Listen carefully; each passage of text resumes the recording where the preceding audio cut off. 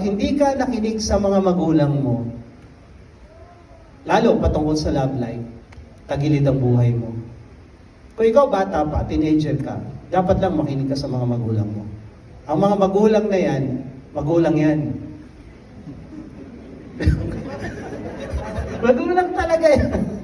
Di ba? Ano na yan eh, may mga experiences yan, may mga maling nagawa, marami na silang karanasan, kaya wina-warningan ka na wag mong gayahin at wag kang dumaan sa dinaanan nila indirectly. Marami sila experience at concerned sila sa iyo. Wala nang magmamahal sa iyo ng totoo kundi magulang mo.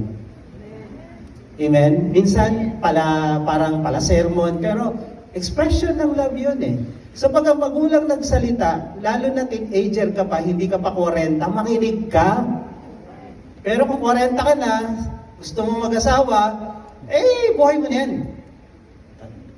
Anong sasabihin matanda ka na? Pero, kaya mo na yan. So, sabi ni Ephesians 6:1, children, obey your parents in the Lord. This is right. Pag patungkol sa love, makinig kayo sa magulang niyo. Hindi naman kayo pipigilan. Kayo pa rin naman magde-decide. Pero makinig kayo.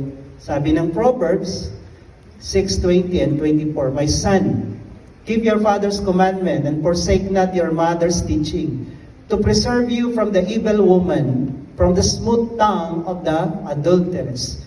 Makinig kayo dahil itong si Samson matigas ang ulo. Hindi nakinig isang dahilan sa kanyang pag-slide sa kasalanan. Slow faith.